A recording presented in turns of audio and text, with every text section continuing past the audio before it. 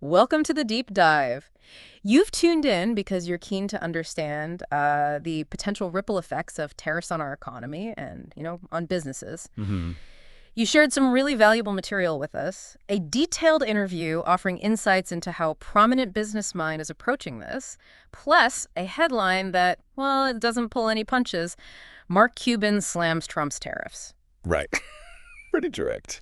So our goal in this deep dive is basically to navigate this information, pull out the crucial details about what tariffs could mean for the economic landscape and for companies like yours, maybe, and present it all in a way that's informative but also gives you some genuine aha moments, without getting bogged down in jargon. Exactly. And what's particularly valuable here is that we get both an insider's perspective from the interview, really looking at the nuts and bolts of business planning, and then, yeah, a clear, strong opinion from a well-respected figure. Yeah. It's a fascinating combination. Let's just explore the potential impacts from, multiple angles. Okay, let's unpack this. When the topic of economic shifts comes up, it's kind of hard to avoid the big question. Could this lead to a recession? You're probably wondering about that, right? Hmm. Always a concern. And Mark Cuban actually addressed this directly in the interview. While he acknowledged that a technical recession that's, 2 consecutive quarters of negative GDP growth was a possibility at the time, his overall feeling was that any downturn wouldn't be a long, drawn-out affair. Which is interesting, focusing on the duration rather than just the likelihood itself. Right. It suggests businesses were maybe bracing for a short-term dip, perhaps, but not necessarily anticipating a fundamental long-term crisis just from these tariff concerns alone. Right. And it speaks volumes about how businesses were strategizing, in the face of this uncertainty. It wasn't a passive wait-and-see thing at all. No, definitely not. Cuban mentioned that across his companies, like from the smaller Shark Tank ventures to his larger pharmaceutical operations, they were actively formulating plans for both possibilities, the implementation of tariffs and, well, their potential removal down the line. Yeah, that two-pronged It approach. was a real two-pronged approach. And this proactive planning really underscores a key element of navigating, well, any kind of economic or policy uncertainty, really. It's about Yeah. building agility into your operations and having those what-if scenarios mapped out so you can adapt quickly. It's not just reacting, it's preparing for multiple possibilities. Okay, here's where it gets really interesting. Because the impact of tariffs, it isn't a one-size-fits-all situation, is it? Not at all. It's not like a tax increase that hits everyone the same way. Yeah. Cuban gave this really vivid example with one of his Shark Tank companies. This company operates in a market with what economists call low pricing elasticity. Now, what that means in simple terms is if they try to raise their prices even a little bit, they're likely to see a big drop in demand. Think of something with lots of substitutes. That's a crucial point. For goods or services where consumers are super sensitive to price changes, where they can easily switch or just, do without businesses, have much less flexibility, they can't just pass on increased costs like tariffs without risking losing a ton of sales. And the real-world consequences for this particular Shark Tank company were, well, pretty significant. To prepare for potential tariff costs, they weren't hiring as aggressively as planned. But even more strikingly, they had to cancel a major vendor conference in Florida, a $2 million event. Wow. Yeah, and that would have supported numerous local businesses, hotels, restaurants, event organizers, you name it. Yeah. It really shows how these trade policies can create ripples far beyond the companies directly importing stuff. That canceled conference is such a tangible example of those downstream effects. It's a reminder that economic policies, they don't operate in a vacuum, right? Definitely not. They trigger a chain of reactions that can impact seemingly unrelated sectors and, well, just individuals within a community. Now, Cuban also drew a really important distinction between different kinds of tariffs. He discussed what he called strategic tariffs. Okay. These are targeted ones, like the example he gave of tariffs on subsidized steel coming from China.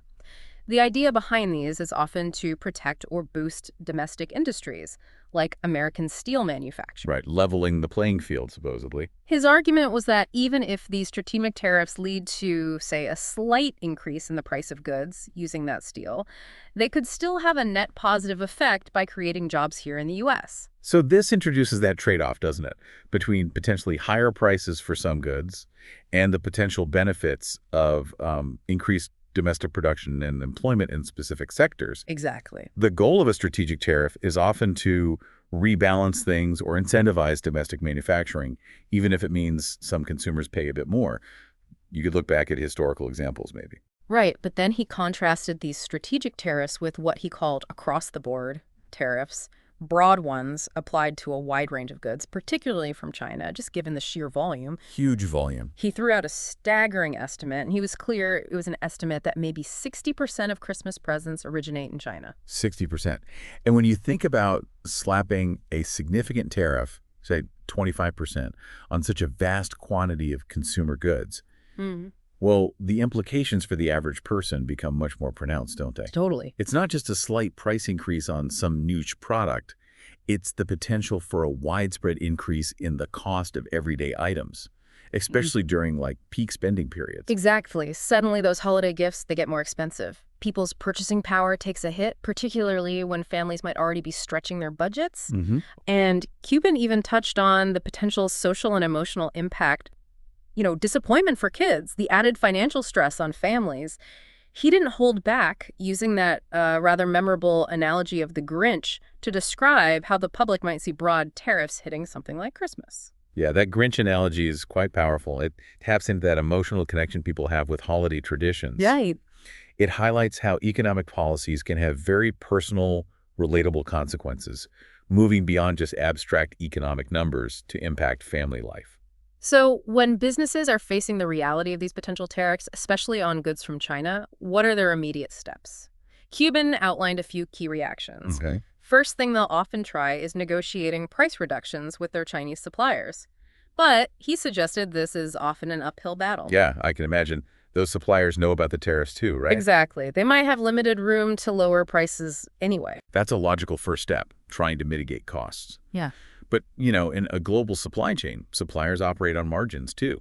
They might not be able to absorb significant tariff costs without hurting their own profitability. So negotiation effectiveness, it probably depends a lot on the industry and the relationship. Good point. Then companies might explore shifting production to other countries with lower or no tariffs. Vietnam and Mexico were mentioned. Okay, diversification. But this isn't a quick fix. Not at all. There can be big differences in manufacturing quality, logistical challenges, setting up new supply chains, oh, yeah. and, establish relationships with existing suppliers that you just can't easily replicate. Diversifying a supply chain, that's a strategic decision. It takes time, significant investment. It's not just finding alternative factories. It's quality control, logistics networks, navigating regulations in new places. It's not a simple swap. For sure. And the third immediate response you mentioned was accelerating purchases before the tariffs hit. Front loading. Yeah, but that can lead to a huge buildup of inventory, which then ties up a ton of the company's cash flow. It's kind of a gamble, right? Hoping tariffs don't happen, or you can sell through the extra stock before the higher costs bite. Definitely a gamble. It's a short-term tactic, trying to avoid immediate costs. But it carries risks holding costs for inventory, maybe demand changes, and you're stuck with unsold goods. So ultimately, as Cuban pointed out, while businesses will try all these things, negotiating, shifting production, front-loading, if they can't find a way to absorb or avoid the tariff costs, well, that increased expense often gets passed on to you, the consumer, in the form of higher prices. That's the fundamental mechanism, isn't it? How tariffs can impact the broader economy.